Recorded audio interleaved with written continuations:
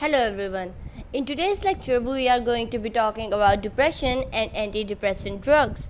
So what depression is, it is actually a feeling of sadness and hopelessness. In this condition, the patient actually feel inability to experience any pleasure.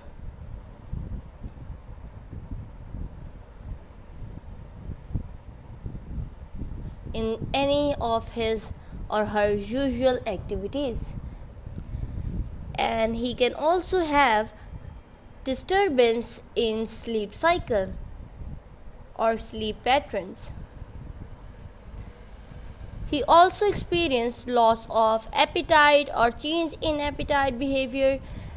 He also feel loss of energy, and there can be also presence of some suicidal thoughts.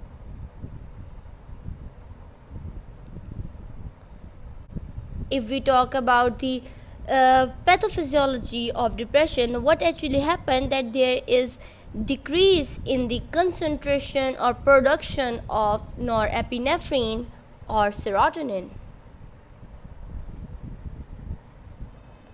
So there is decrease in the concentration of norepinephrine or serotonin in brain, which actually result into depression.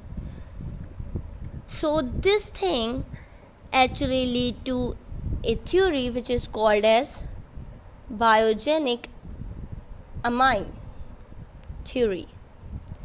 According to this theory, it is said that depression is due to deficiency of these two monoamines at certain site of brain. But this theory is actually overly simplified, because after taking antidepressant drug, this thing is immediately recovered, but therapeutic response of the patient takes over several weeks. So it is suggested that reuptake of these neurotransmitter is only the initial effect of the drugs, but it is not directly responsible for antidepressant effects. So this bioamine theory is actually overly simplified, because reuptake of these neurotransmitters is actually immediately been recovered by antidepressant drug, but the therapeutic response of the patient for antidepressant effect is not directly stimulated. So what antidepressant drugs do is that they potentiate the effect of norepinephrine or serotonin directly or indirectly in brain, which in turn cause the increase in the presence of norepinephrine or serotonin in brain, which result into antidepressant effect. So this is how antidepressant drugs actually work.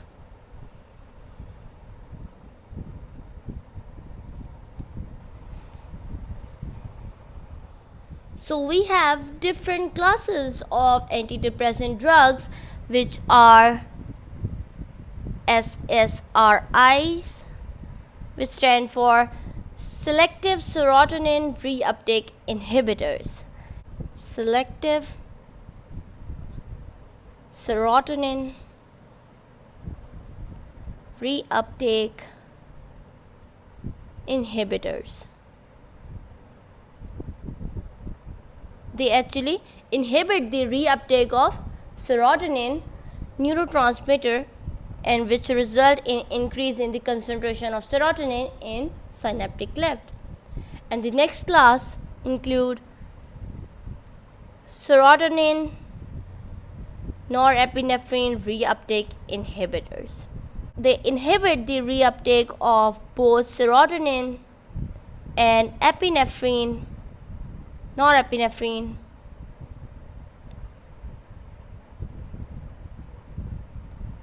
and in this way there is increase in the concentration of these neurotransmitters in the synaptic cleft, which cause increase in the response of these neurotransmitters. And the next class is atypical antidepressants.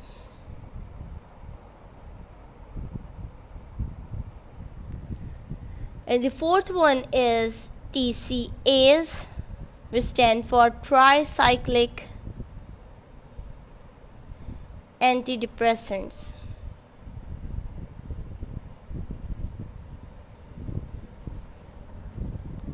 And the next one is monoamine oxidase inhibitors, which are known as MAOIs. So they actually inhibit the enzyme present for the degradation of serotonin or norepinephrine. So in this way they will increase the concentration of these neurotransmitter for the cellular responses. Atypical antidepressants are a mixed group of agents that have action at several sites. So this group include different agents. First of all, we are going to be talking about agent that is called as Bupropion. So this agent is actually a weak dopamine and norepinephrine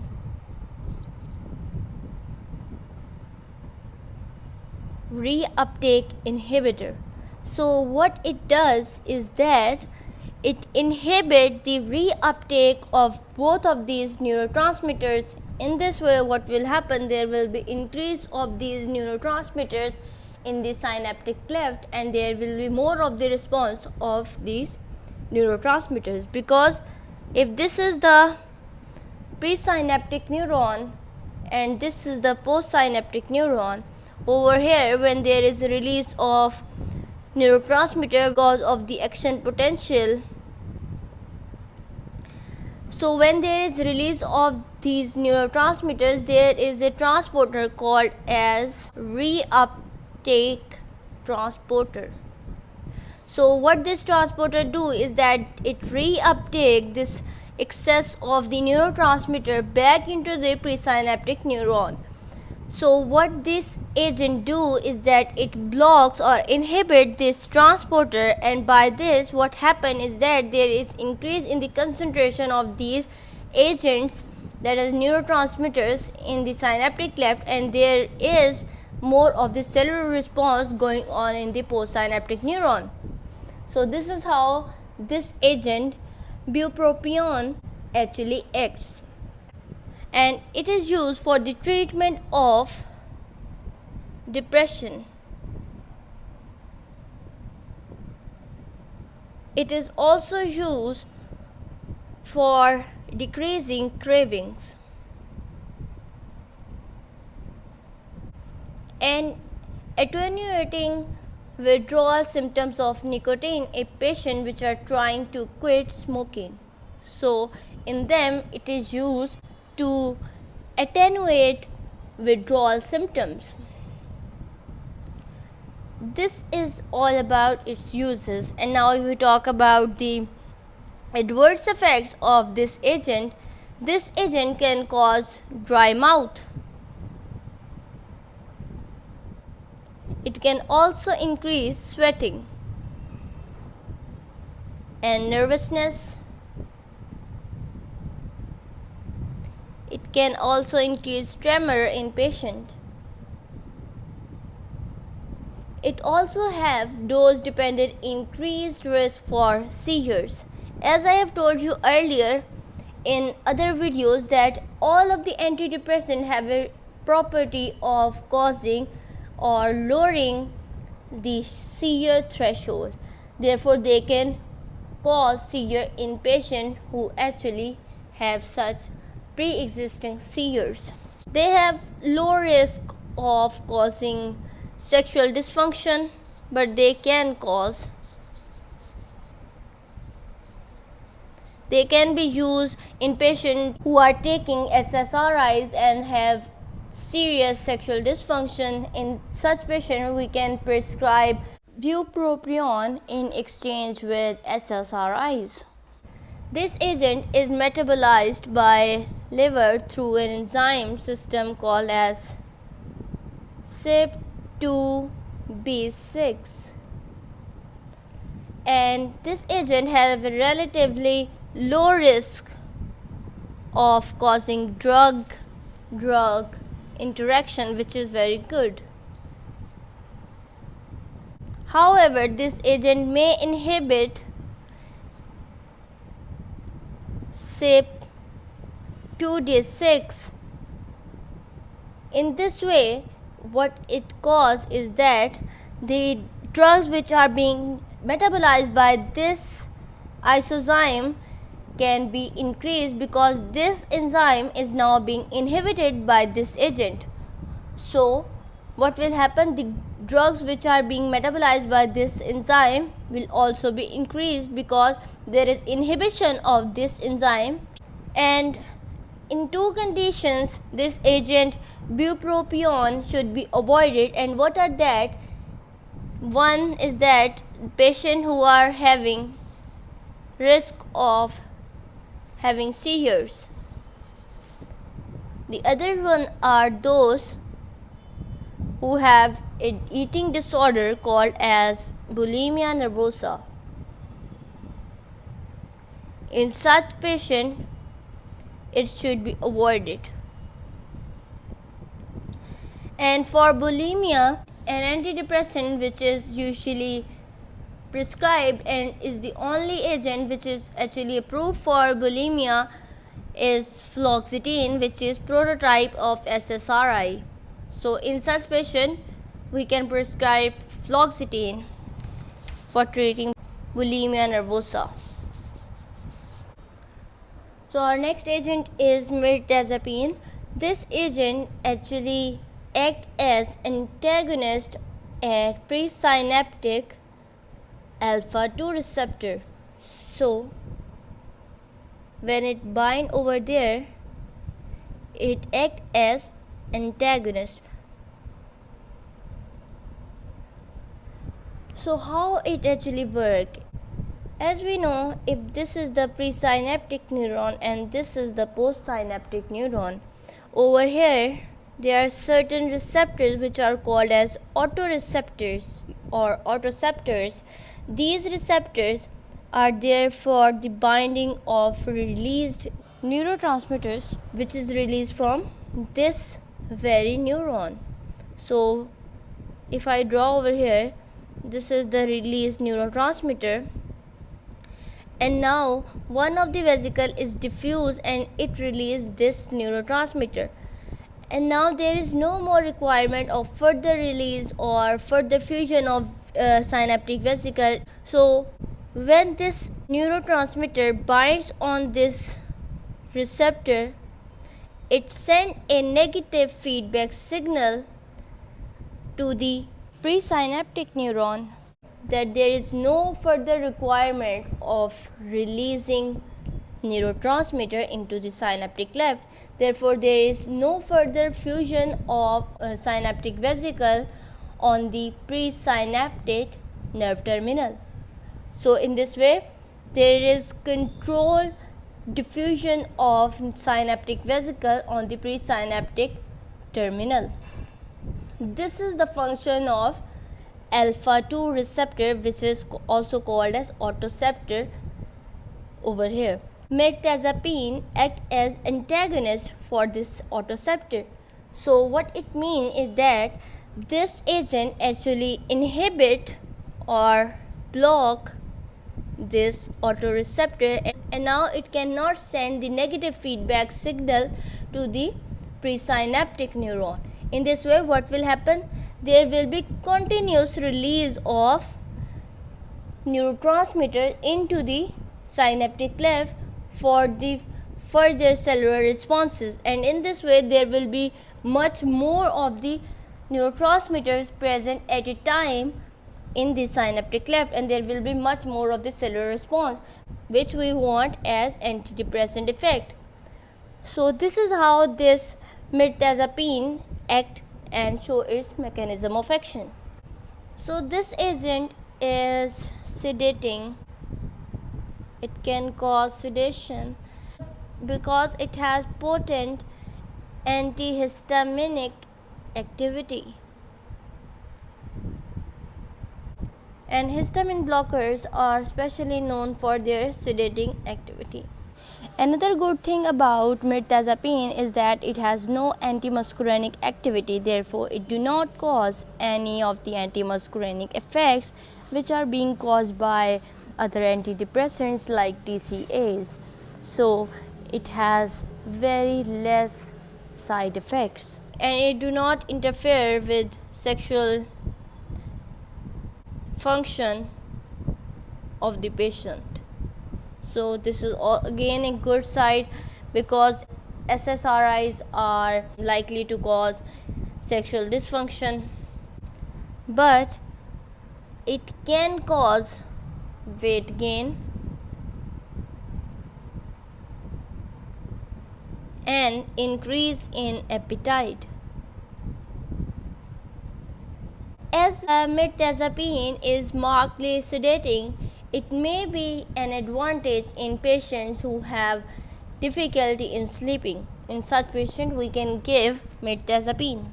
So our next agents are Nefazodone and Trazodone. Both of these agents are weak inhibitors of serotonin reuptake, which means when there is reuptake of serotonin, this reuptake transporter is actually weakly inhibited by both of these agents, and therefore there is increase in the concentration of neurotransmitters in the synaptic cleft, and therefore it result into increase in cellular response. Sorry about the smudges on the paper because my hands were all blue because of ink. They also have ability to block postsynaptic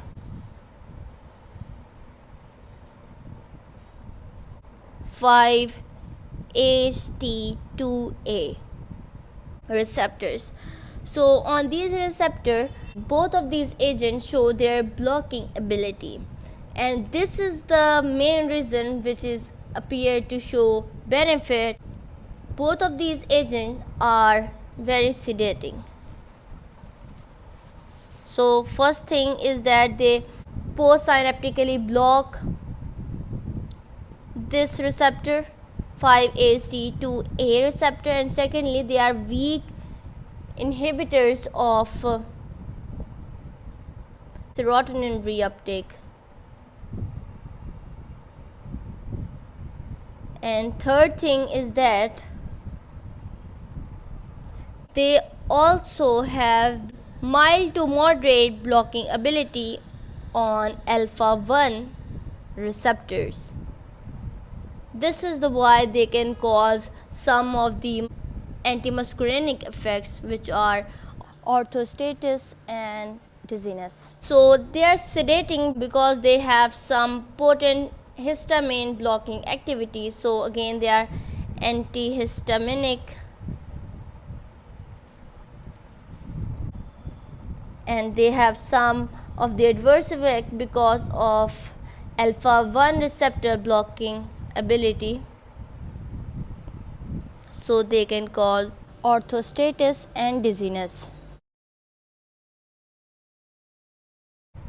Trazodone is actually used off-label for the management of insomnia. Trazodone is actually also associated with causing priapism, which is persistent and painful erection of penis. If we talk about Nefazodone, it is actually involved in causing hepatotoxcity. So both of these agents have some adverse effects and some good effects. So this agent is actually binding at different receptor. First one is that they block postsynaptically serotonin receptor, and they are also weak inhibitor of serotonin reuptake. They also bind to alpha-1 receptor and block over there, which cause some of the adverse effects like orthostasis and dizziness. They also have sedating property, which is because of antihistaminic effect. Mirtazodone is also used off-label for the management of insomnia, and it is also having a risk of causing priapism, whereas Nefazodone has a risk of causing hepatotoxcity. So our next agent is Vilazodone. So this agent is actually serotonin reuptake inhibitor. Not only this, it also has partial agonist activity on 5-HT1A receptor. Over there, it acts as partial agonist. It acts as serotonin reuptake inhibitor. The first thing could be the reason why it is separate or unique from SSRIs. If we talk about the adverse effect profile of Vilazodone, it is much similar to that of SSRIs, which include sleep disturbances, sexual dysfunction, dizziness, drowsiness, and anxiety. So all of these are similar to that of SSRIs, but it also has a discontinuation syndrome if abruptly stopped. So you should not be stopping this agent abruptly.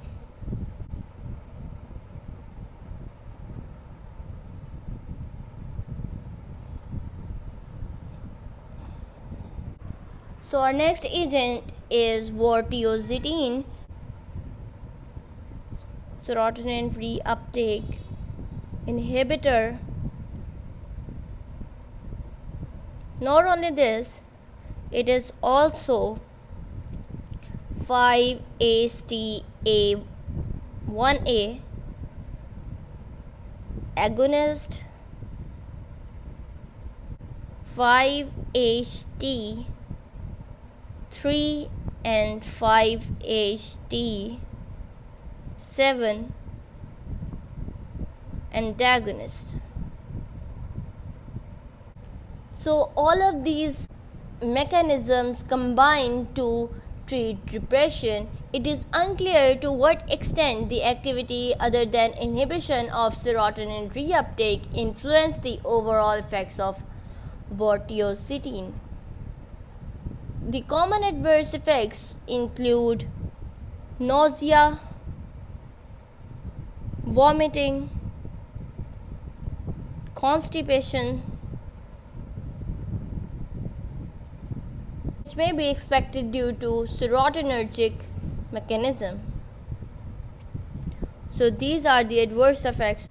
So it has different mechanism of action upon which it acts and show its activity, that is antidepressant activity.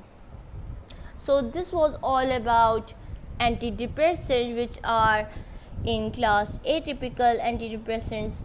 So these agents have different type of mechanism of action upon which they are placed in separate class than any other antidepressant classes. So they all have different type of different kind of mechanism of action upon which they act and show their antidepressant effect. And thank you for watching my videos.